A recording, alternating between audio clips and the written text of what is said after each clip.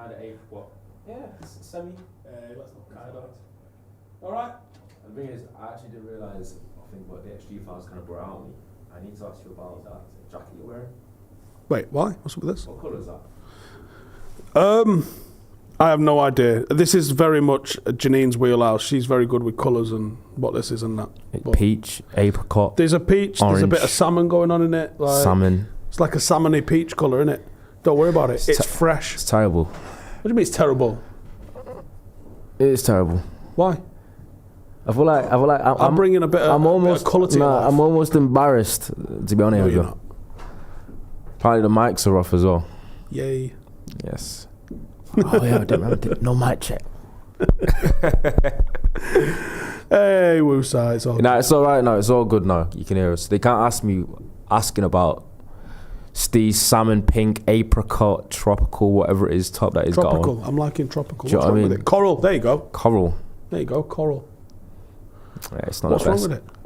It's just not me. I feel like it's black, grey, white, or it's nothing. All right. I didn't ask you to wear it. James Blunt said Ronaldo doesn't know anything about fashion. I think I do. I know I wouldn't ever wear that. I wonder if I could pull that off anyway. You what? I wonder if I could pull that off. I don't know, I think you probably could. It's also the two strings right narrow there as well. Yeah, it's but I don't mind them. Yeah. I don't mind them. Anyway, so let's not talk about Steve's cooked salmon, peach, apricot, tropical coral jacket. We are going to talk about starting 11s. I'd like to have graphics for this, but because it's live, we can't really do that. It can happen.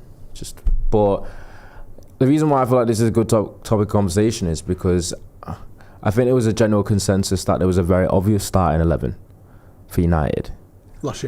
Last year in particular, maybe going into this year. I think pre-season for a little bit, a few spanners in the work. Obviously, Sancho showed a little bit in pre-season. Kobe Mainoo was also very, very good as well. And I think the best starting 11 debate that we should have should be when everyone, we're just assuming everyone's fit, by the way. This isn't who's available, who's not. This is a starting 11 situation of, with every player that United have in their squad right now, what is the best starting 11 setup? Because I'm not sure, having watched pre-season and having watched the first game, that there's a definitive answer for that. I think there's a few names that kind of speak for themselves. By the way, before we get into this, did you see Mikel Arteta? Obviously, they brought Raya in alongside Ramsdale. And he was asked on, so who's your number one then? And he was like, I don't have a number one. I have a couple of players for every position. And you're like, right. I don't mind that necessarily, but I think your centre-halves and your goalkeeper, they don't get rotated. That's mental. Obviously, from the Pep Guardiola school of things, he rotates quite a lot. I think if you have a lot of players that are almost like 1As, 1Bs, then the rotation, that can make sense depending on the matchups. But I think for a keeper you have to have a definitive one or two, so I wouldn't get that. I think there's a few obvious mainstays when it comes to United. Obviously you got Lissandro, you got Casemiro because he's the only one that plays in that position, and then you even got people that have almost got their half thinking, can Casemiro be the definite starter week in week out in that position? Got called by my next door neighbour Wilf this morning. I was taking something out to the bin. He was sitting out in his garden at like 8 a.m. and wanted to have a whinge about Monday night's performance. I didn't disagree with a single thing he said. It must be said. Yeah. But he was giving it Casemiro after Monday's performance. I don't necessarily think it was incorrect. He was isolated. He was isolated, and it's the question is though, if that's the setup that Ten Hag wants to go with, then someone like a Casemiro isn't able to kind of cover that much distance. As obviously as clever as he is, his position is usually really good. He's very good at intercepting. I've always noticed last year he was so good at defensive clearances in the box as well. As a defensive midfielder, he got his head and his feet on a lot of things in little cutback areas. I feel like he was always there, so he's very clever in that instance. But I think if Ten Hag's going for this kind of double 10 advanced thing, then there needs to be a little bit more mobility from that. I think it is, and I think there's a few things. There's a few things Ten Hag did in Holland or the Netherlands that were very dominant in how they allowed him to play his football. And I think he had the best team in Holland, which I think he helped build. They didn't have the best team when he arrived there, but he helped build a team that was capable of being the best team in Holland. And he obviously wants to do the same sort of thing with United in England. The problem is, you're not going to be able to dominate the ball to the level Manchester City do. They've had longer doing it, they've spent more money doing it, they've bought more of the right stuff, and they are more accustomed to doing it. Yep. You're going to need years and billions, probably, or at least hundreds and hundreds of millions to match and catch that. But I do think there is... I don't think we've copied that 3-2 build-up from City, because Ajax was doing that before Pep was doing that. I don't fucking get the whole discourse about copying systems and copying formations. I don't understand why that's even like a problem or a thing. It is, though. People make it a thing. If something's happening in football that's working and you need to counter it, then why can't you just either copy it or use it? I don't understand what the... No, I'm of the same sort of opinion, but for me, the fact of the matter is, he did this at Ajax before Pep did it. There's as much chance Pep copied this off him than vice versa, or there is a possibility this is something that they discussed at Bayern Munich and hadn't implemented yet. But either way, we do see him trying to implement something, and I think he may have taken the idea of having one sitter and 2 10s from the early Pep Manchester City. The Kevin De Bruyne, David De Silva Manchester City. It's not a new thing now that he's created. It was something he did in the 2018-2019 season with Ajax, though. With I think it was Edson Alvarez, and then he had Bergwijn, or how he pronounces his name, Gravenberch, as the 2 advanced 10s ahead of him. But obviously it seems to be like a bit of a system that he's wanted to implement from the moment that he came to United, but he knew that he didn't have the players to do it, which is why after the first season he's identified Mount as a midfielder he wanted, and that kind of made everyone a little bit like, Mount's best football usually for Chelsea came as a left inverted forward, or someone as a bit of a 10, but he played a lot of his best football as left inverted forward. He was never an 8. No. Because when we went into the summer window, all of us thought, as United fans, we were getting a box-to-box, do it all midfield or number 8. So when he identified Mount as a main target, everyone's like, good player, but is he exactly what we needed? But it's what he wanted in terms of the 2 advanced 10s that he wanted to implement, but he didn't have the players to do it last season. And I think that one of the reasons why we are probably looking at Pavard is because he's going to set a base of players that are able to hold possession, and then he's looking to maybe be more creative, more advanced once he gets into the other half. But I don't know if the team is ready for that football yet. I think that's the direction he wants us to move, and maybe not all of the parts are quite ready for that that sort of system just yet. But I think that's the direction he's trying to make us move. I think we are trying to do what Pep has done with Manchester City, and he's putting the right pieces into the right places, but some of the places that he can't change yet aren't necessarily adapted to that correctly. So what we saw on Monday, you saw that early doors with Pep. City got murdered in Pep's first season with teams on the counter at times, and actually they've been murdered throughout Pep's time there. There's always been a team that's absolutely turned them inside out on the counter, and I think that's something that you have to adapt to, allow for, and get used to when you're going to be a team that lives in the opposition half. And Tottenham are the same. You know, Tottenham, Postecoglou is probably not going to have been countered to the level he's going to experience while he's in the Premier League. And I agree with you on the transitionals getting killed on the counter, but I'm not going to lie to you, there was a fair few times on Monday where Wolves actually just played for us from their own goal kicks, to be honest with you. But they have the technical team that's capable of doing both of those things. So that's what was concerning, because we were getting destroyed on the counter and the transition when they did sit off and sit into like a bit of a mid-block. But when they actually had the ball themselves to play out, they were basically pacing for us as well, which meant the press wasn't working. There were just so many things that weren't working on Monday. That was a little bit worrying. And it's like, people thought the whole dynamic of Casemiro, Bruno and Mount was likely never going to look like it couldn't work anyway, but we were still kind of open to seeing how it kind of materialised. And I don't think, but after the first game, it kind of makes the kind of the hesitancy about it worse. I don't think you can pinpoint just the midfield three and go, oh, if you just sorted the midfield, just sorting the midfield doesn't fit Luke Shaw's positioning. sorting the midfield isn't going to sort Garnacho's decision making out. Sorting the midfield isn't going to sort some of Rashford's decision making out, or Anthony fucking twatting it over the bar. Like, the entire forward three shit the bed on Monday night. Yeah. Because there was opportunities that all three of them had and didn't deliver on. That's not the midfield's fault. Luke Shaw standing square, being in a mad position, Martinez going too far out to the left. None of that was the problem of the midfield. And I think, I almost hope it's jet lag, because jet lag obviously sorts itself out within a couple of weeks. Yeah. You know, a couple of early nights of Horlicks, a cuddle and fucking happy days. If it's not that, I doubt it's jet lag, you know. I think it's a factor. I don't think it's the entire factor. I think 90% of the league was in different countries for pre-season. Yeah, so Newcastle being one of them. Yeah. At the same time we were. So I don't know. Same place we were. It just looked like something that was systematically wrong. I don't know if it was.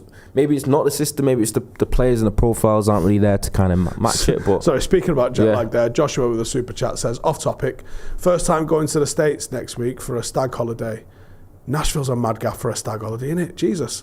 Is it someone from over there? Anyway, any tips on coping with the jet lag? Ronnie tried to stay on English time. Did it work? No, it didn't work. No, you know what?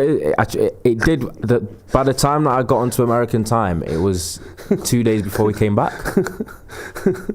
That's what happened to me. So I spent the whole time trying to adjust, and then I finally adjusted to the time in America 2 days before I came back. So that was great.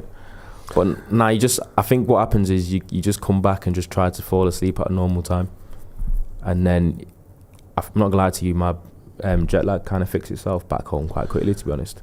I got up at 3 a.m. on the Thursday after we got back on the Wednesday.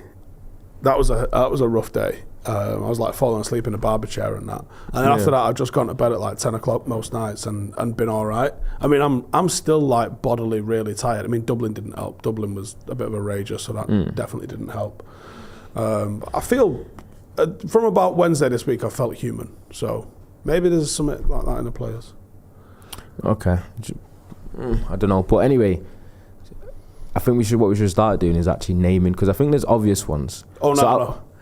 If we say, because I want to say what mine is first in terms of my best starting 11. Go on. And I think...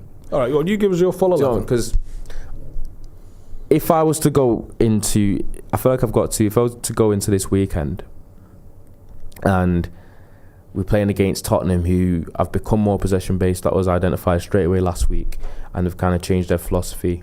I think we're probably going to have less of the ball on the weekend as well. If my lineup would be Onana, Shaw, Martinez, Varane, and it would be Wan-Bissaka right back. Yep. But I would have actually gone in the midfield, if he was fit, Casemiro and Mainu. And then I would have gone for Bruno ahead of him as a 10. I might have considered going for Mount on the left, Rashford up top, and Sancho right wing. What about Mount off the right or Bruno off the right? I think Mount's... I'd prefer Mount going into those wide area positions than Bruno. I think when it happened last season, he done a job and he did it well, and he was good on the transition as one of the first receivers. But I think you lose a lot of the things that makes Bruno great when you shift him out from the 10 role to the wing role. And I'm pretty sure Mason Mount has a much more winger in him than Bruno does. I'm assuming Højlund up front.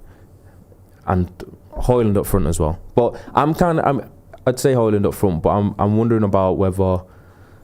I think if Højlund's fit, maybe I'd go for Rashford on the left and Mount on the right. I just think I'd rather Mount be pushed into that wide area rather than Bruno does against the better opposition. I understand why he does it with Bruno, because he's got the delivery, but Mount has the delivery as well. It's just something that we're not seeing. I would probably go a different way, and I actually did it for my Spurs preview, which is out a little bit later on today.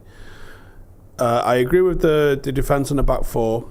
I do put a caveat on it saying I think Dalot does have the opportunity to push himself into the team. I think Mainu is still unproven, so I would give him the opportunity. I would start dripping him in more, get him to the point where he's doing half an hour at the end of games, not just 10s and 15s or 5s, but like 30 minutes. But you know what was incredible? Give him 30 minutes. I think when Mainu played against Arsenal, he almost looked like...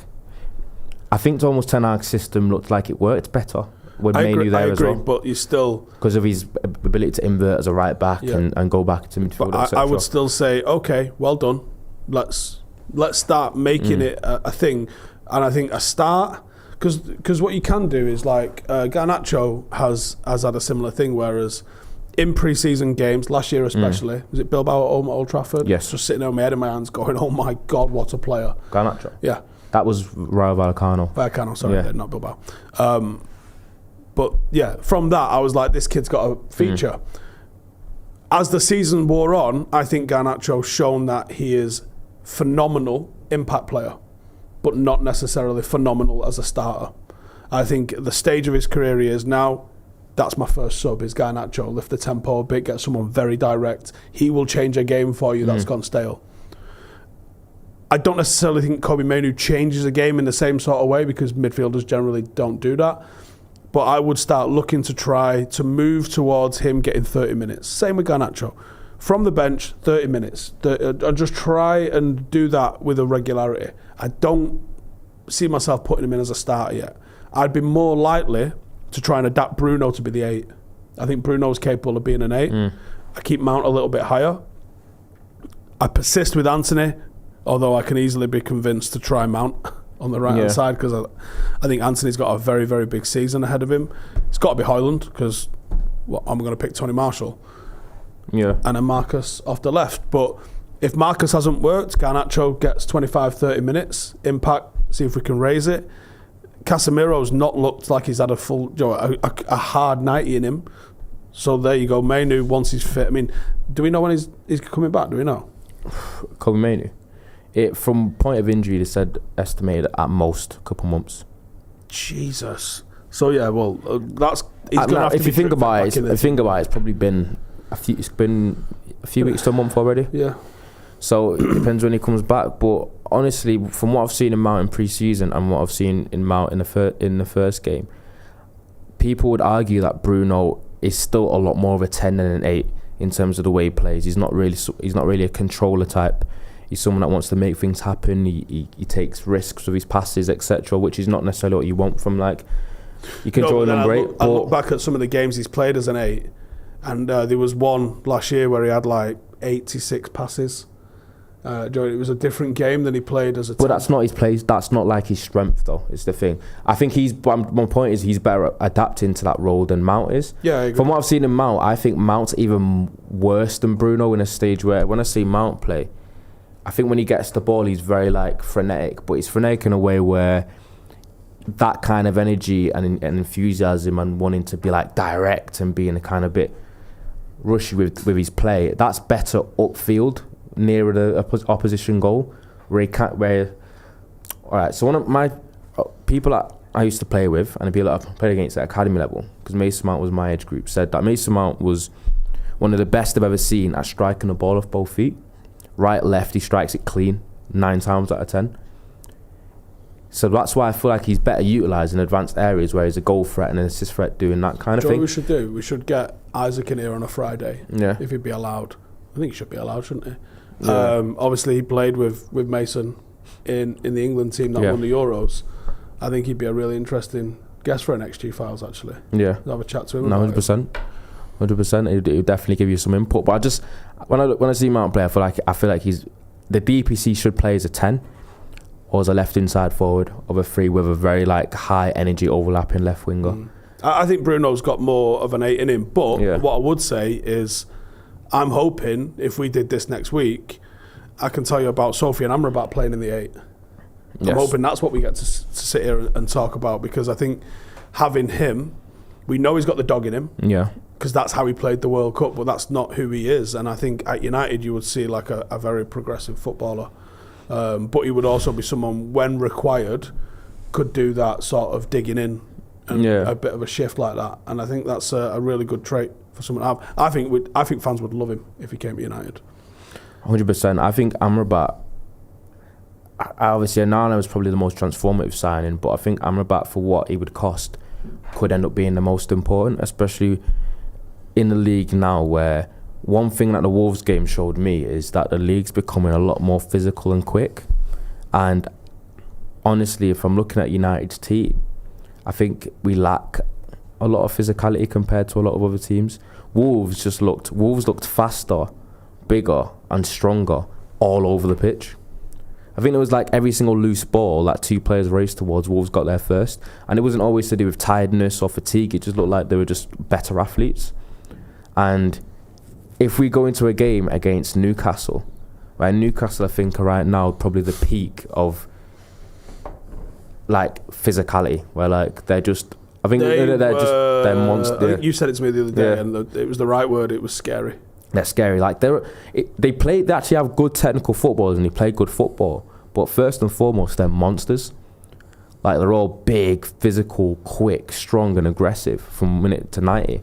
And I feel like if we played against Newcastle in that first game instead of Wolves, we could have got terrorised. It could have still been 5-1. Do you know what I mean? So that's what's worrying me. And it's the same thing because City used to be that team. Man City used to be a team where they were always very technically good, very intricate, but you felt like you could bully them on a set piece, or you could do that. I don't think you can anymore. But you can't anymore. City's full of big boys now. But you can't anymore. Exactly. That's what I'm saying. Now City have even gone that way. Like if you look at City's team, City are just as big and as physical as everyone else, as a Stoke or as whatever they used to play, but they're also more technical than everybody else.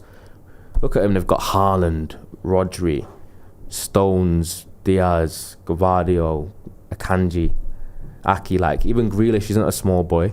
Do you know what I mean? He knows what day leg day De Bruyne's like 6'1". It's like it's not a small team at all. It's a big, powerful team, but they're also very technical. And I think United need to get a bit more of that balance in, otherwise we could be in a little bit of trouble. Yeah, I agree. And I think you somehow have Casemiro, Amrabat, Mainu thrown in the mix as 3 playing in 2. You get 30 minutes out of Mainu on a regular basis. And I think you cover those positions. And perhaps that's why we've seen the reluctance for us to sell Scott McTominay or to put a big price tag on him, which is about right for United once. You say, yeah, do you know what? We are open to selling him because he's probably not exactly what we need. But if you want him, you're going to have to pay proper money for him. Because you try and buy a player of that. Like United try to buy Longstaff. Longstaff's not a fucking massive, if at all, upgrade on Scott McTominay. They wanted 50 million English pounds, right? It's cool. That's what Scott McTominay's worth then.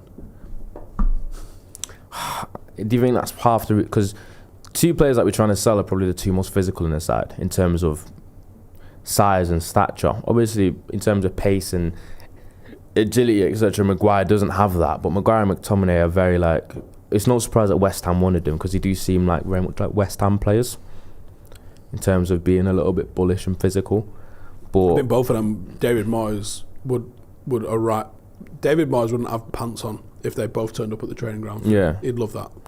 And that's because isn't that the reason why Ten Hag was interested in Amadou Onana from Everton? Just needed that extra bit of physicality because it looks like we seriously do lack it. And Amrabat would bring that as well. I do think Amadou Onana's got, like his namesake, actually a pretty good range on him, to be fair. I don't think he's just McTominay. I think he's more about him than that. He's got a lot more, he's got more ability than that. I mean, he ain't... And he's like 5-6 years younger. Variety is not, but like, you know, he is basic, I think would be fair to say. But he does have some range in him. Yeah, he's got ability. World class, but he's just turned 22 in it, so he's still young. Yeah, he's still a young boy. There's a bit of potential there. Elements of his game are a little bit raw, but it's just I'm just looking at the trajectory of the Premier League now, and I think United need to get a little bit more physicality inside. We already lose out on that with the fact we've got Martinez as our centre half. Says Jesus, the Longstaff days under David Moyes. Was it Moyes Longstaff? I thought it was Libby or Mourinho. Oh, I don't know. It's mad though because Longstaff had a strong second half of the season last season. But Philip Collier says, is Amrabat actually a physical presence? I can't say I've seen him much. He is very physical in terms of he's strong and aggressive. Not and massive, though. Because from what I've seen from Amrabat recently, he's even got the ability where if he came to United and he hit a little bit of form, don't be surprised if he'd replace Casemiro in a couple of starting lineups in certain games. Because if he did want to go into a game where he needed that single pivot to be able to cover more ground, to cover for the lack of Bruno and Mount coming back or being too high, Amrabat has the legs and ability to do that on his own, whereas Casemiro doesn't. So it's just about who fits, really. It was Ollie apparently in for Longstaff. What? Damn. What I wanted to ask you though, there's a starting 11 thing I wanted to ask you though, Steve. Go on. Who do you want playing? Who do you want starting right wing for United as the best starting 11? Andrei Kanchelskis. Andrei Kanchelskis, yeah. Hey, what is he now, about 55? Sorry, yeah. Something like that, 54. So the fact that you've not said Anthony, but you've said a 55-year-old Andrei Kanchelskis. Mate, did you see how fast Andrei Kanchelskis was? No. Andrei, the closest I've seen in a United shirt to Andrei Kanchelskis, and he's not Andrei Kanchelskis, is Garnacho. Okay. Garnacho, Joan, and what I mean by that, for those that are old enough to remember him, Garnacho and Kanchelskis, very fast and very, very direct. Like, I don't really see Garnacho like throwing in a step over, doesn't really check back, doesn't really look to take his time weaving.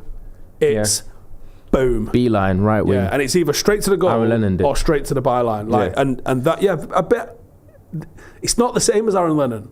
I don't know why, because all the pieces are there, but it's not the same as Aaron Lennon. It's the same as Kanchelskis. There's like a weird, there's an intensity to it. Aaron Lennon was like fast, but there wasn't this like, there's like a ferocity. It was more like cute acceleration.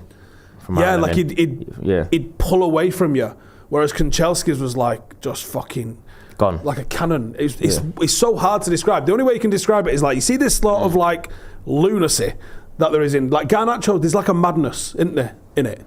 It's like a psychosis almost in the way he runs, so fucking direct.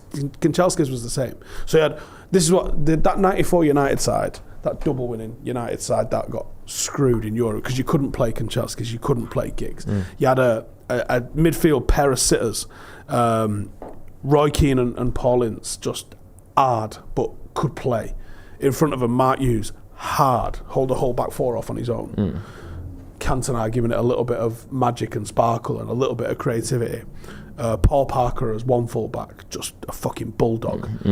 Dennis Irwin, and you had goals in your full backs. You had and Ryan Giggs, on the left hand side. This is Ryan Giggs when he was dancing over the ground. You see what Ryan Giggs' dribble was like in the 90s. It was the balance. And he would be the one that weaves. He would be the one that sends defenders the wrong way. Kanchelskis was just fucking bosh. And I love that. That 94 United side, I think for anyone who was old enough to have experienced it, holds a big special place in people's hearts. And a little bit reverting back to like that Manchester City side, they can play. Yeah. But if you want to get tasty with them, do that too. Do you know what I mean? And that's what made that 94. Like, Cantona's no shrinking violet. Roy Keane and Paul Ince, they're no shrinking violets. Mark Hughes no shrinking violet. You know what I mean? The Bruce and Pallister at centre half, mega underrated. Peter Schmeichel's going to murder you. Like, big team, big aggressive team. But there was someone shared something on Twitter a while ago, and it keeps resurfacing every now and then. And it's that United side, about 94, playing against Chelsea away, and just one touching the shit out of them. Just one touch football, just pop, pop, pop, pop, pop, pop, pop, pop. Fergie don't get enough credit for how devastating United were on the one touch and holding possession and dominating possession at a time when English football was going through a transition where at least 50% of the teams was just fucking dosh it in the mixer, get two big number 9s chasing after it, or a big man, small man partnership up front and try and win second balls in the channels. And United didn't do that. They played on the floor. They fucking bopped it around. But they could also go mix it with Wimbledon and Vinnie Jones and John Fashanu and all that at the same time. That was what made that United side so fucking special. And they could have adapted to playing this level of football. Yeah. And that's what makes you concerned about the current trajectory of where City going. But you didn't actually answer the question, by the way, though. What was the question? You said Kanchelskis, who actually isn't available. Right. It's got to be Anthony. Unfortunately, So you'd rather Anthony than Sancho? Sancho's got a chance to do it, but I mentioned this on pre-season, and it's just come right back round again to be right, in the sense that with Sancho playing as this false 9 all the way through pre-season, he didn't give himself the shop window to show what he could do on the right-hand side, and throwing him in on the right-hand side now has an element of risk that it might not have had if he'd have played 4 games off the right in pre-season. That's sort of I said it in pre-season, it stands true now. He didn't advance himself in any other position. He ain't going to play in the 9. He came on wide against Wolves though and was sharp. Maybe. I know there was a low bar compared to everyone else, but I can see the jury starting to go out with Anthony, with a lot of United fans. And I don't think it's as clear-cut that a starting place for Anthony, right wing, especially if Sancho still tries to show something. And you've also got Amad Diallo knocking on the door when he comes back fit as well. Can he kick on from his form that he showed last season? Diallo is the one that I think everyone's sort of going. Because I was going to say Palestri, but looks like he's going out on loan. Interesting enough, didn't really grab the chance in pre-season. He didn't get a lot of them, but didn't really grab it. He played decent against Dortmund. I think he was the best player in the first half against Dortmund. I think fair, that whole second string were better than the first string against Dortmund. Like, because there was that, you had the false, you had 3 10s basically playing, didn't you? In Donny, Eriksson, and Sancho, and we kept the ball mint. We kept the ball really nice. There was some great shapes. There was some off the ball movement. Like obviously Palestri was one of them that was giving us a little bit of ability to stretch. And then the first team came on and fucking stank the place out. Stank it out. Second half was like chalking. Do you want to talk to us about where you was watching that game? In the Influencer Central at the stadium. Wasn't just at the stadium, was it? I was sat next to Jay. Right. That's where I was watching it. Me and Maka was sat on the roof. Meanwhile, you and Jay are in, like, was it the Twitch suite? It was hospitality, but it was also very awkward when we went to sit down. Because we went to sit down, Jay's told me a particular seat number. I went and sat in a seat number, and it happened to be right in the middle of this like Mexican family, and there was stuff left on the seats that I sat on because I think they've either gone to the toilet or whatever. So I've sat there, and then they looked at me like, "What are you doing?" And then I've just said, "I don't have any this on any sort of piece of paper or anything. I'm just going off Jay saying 30-60." And he said, "This is," so he sucked me there, and he said, "This is where you sat," and I'm going to go to the toilet and come back. So I've sat down. I've done the whole confidence thing, sat there, just thought, because I'm like, it's my seat. Was it not your seat? Oh, I'll get to that. Oh, right, okay. So I'm like, it's my seat. They're all looking at me like, okay. And I'm like, it's my seat, not going to lie to you, not going to move.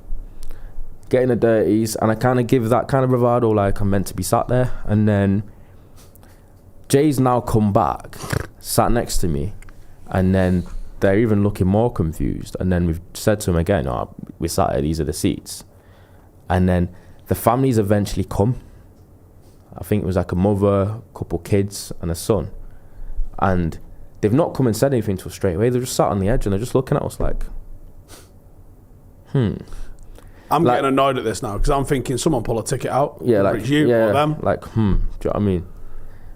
And then we're just sat there thinking, well, I'm meant to be sat here, so we just carry on watching. And then in my head, I'm thinking you're in the wrong game. Then the woman's come. Well, I'll finish. The woman's come up to me, and then she's gone, "I'm sorry, these are my seats." And then I do the thing of, "Nah, no, they're not." And then this is killing me, by the way. Just get to the point. And then I said to you, I forgot you're the only one that can go on 10-minute storylines. Hey, listen. So then I said to Jay, pull the ticket out. So he's pulled the ticket out now. And he said, "Oh, it's 36D, 36B," and he showed him, and they've gone, "This is 35B, 35D." So, turns out we're wrong. We had to sit up in front of everyone, tail in between our legs, apologise to everyone. I'm sorry. They were looking at us like fucking pair of dicks, don't even belong. And then we had to like walk all the way across to where we were actually meant to be sat, but this was Jay's fault. I like that. Throw Jay under the bus. Yeah. So it's a good opportunity. So yeah, you had a good old time. Nah, but it was good though. Few big ballers in there. So Francis Ngannou's in there, wasn't he? Yeah, Ngannou was in there. Chris Eubank Jr. What's the other? I think Joe something. I can't remember. He's another heavyweight boxer. There was a lot of fighters in there. You had like Wes Brown, Andy Cole. We had quite a few big hitters in there. I think there were a few more people that were meant to be important, but I had no idea who they were because Jay was like, "Oh, that's so and so," and I'm like, I'd never heard of that person before in my life.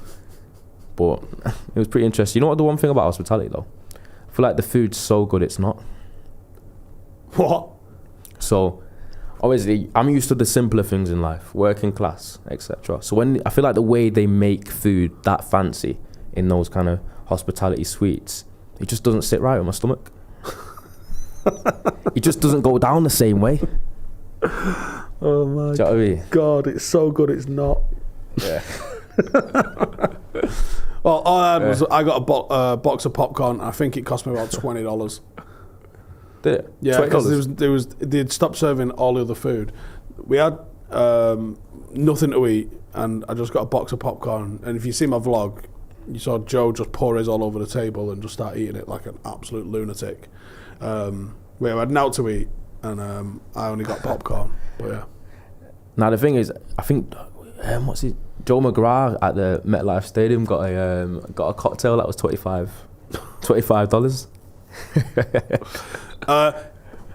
Is that on a vlog, by the way, Joe? How drunk Joe was? It should be on something, yeah. Yeah, I don't know if it's on Sloppy Joe's. I don't know if it's on the members. It was on Sloppy Joe's. Yeah. I think it's on Sloppy Joe's. Joe McGrath, belligerently drunk. 10 out of 10. Yeah, 10 out of 10. I'm so upset that just standing up and shouting and heckling other people in the stadium. I'm so upset that he didn't make it to Vegas. He literally made for that. He would have been so impressed with everything. Yeah. All the shit that I was like, get me out of here. He'd have just loved. It should have been some sort of swap between Joe McGrath and you. I swear to God. I'd have been there for it, in all honesty. So, yeah. The content would have been insane. Do it for me. But yeah. Oh yeah. Phil says, I don't want fancy food at a stadium. Pucker pies every time. Did we fail to get a hot dog at Yankee Stadium? I think we did, didn't we? Did we? Yeah, we didn't have a hot dog. No, we didn't.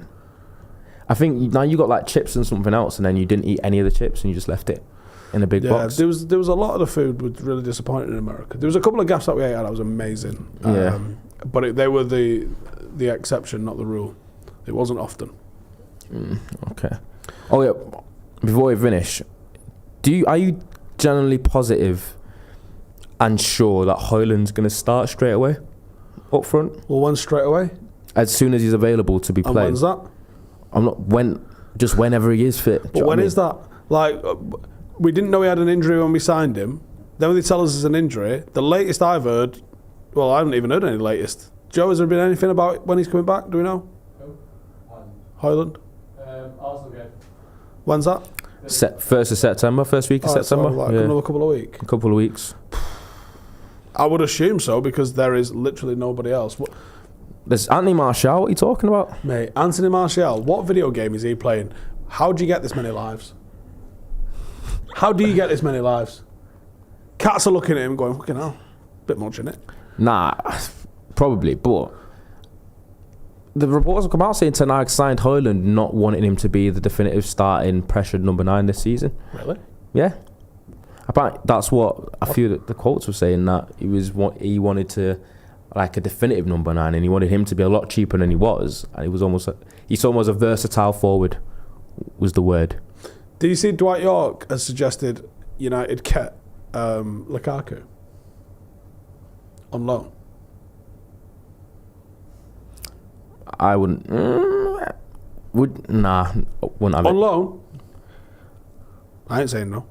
You wouldn't say no to Lukaku on loan? Nope. In our circumstances right now. So you think Chelsea will loan Lukaku? We should take a striker Chelsea want to get rid of when they don't even have a definitive marquee striker at the club? That is Todd Boehly 101. What's the worst that can happen? They can say no. I won't be surprised if Lukaku ends up playing for Chelsea this season. To be honest with you. They can't work. How bad has he fucked up, by the way? It's for Juventus to be protesting the thought of signing him. Because he's not been bad in Italy, has he? He's been good. 30 years old. Nah, he was good, but towards the end of the season, he lost his starting place to 90-year-old Edin Dzeko. He's not going to have too many more years left, because he was playing. I mean, he was a bloke, by the looks of it, about 9 years of age. So, like, at 16, he was like fully grown. So, if I had to guess, he will not still be playing at 40, and he's 30 now. So the clock is ticking. I'm just saying I'm not against it.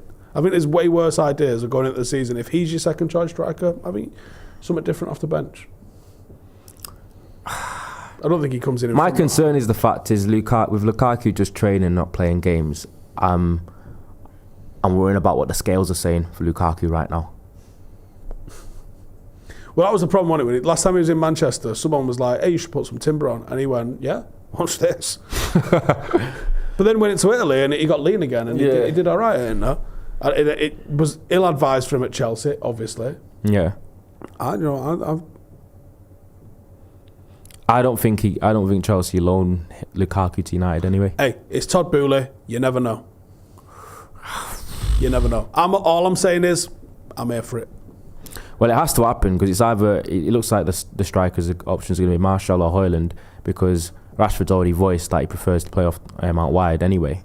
So I think that's where he's much better. So the pressure might not have necessarily been intended to be on Højlund, but yeah, guess what? It looks like it is as a 20-year-old boy. So anyway, yeah, that's it from us today. Make sure to subscribe. Go and check out the Glazer video if you haven't already that I just dropped earlier. And the preview will be out a little bit later on this afternoon. But take it easy. See you in a bit. Hey, thank you for watching the video. If you are new around these parts, then don't forget to subscribe. My channel is proudly supported by my community on Patreon. If you'd like to get a little bit of extra content, a Discord group, meetups, five-a-side games, weekly podcasts, behind the scenes, and even an occasional bit of transfer news as and when I get it, then for the price of a pint, you can show your appreciation for the content that we make and get some goodies for doing so as well. Check the link in the description or click the button right here. You'll also find all of my socials here too if you want to follow me on any of those platforms. Nice one.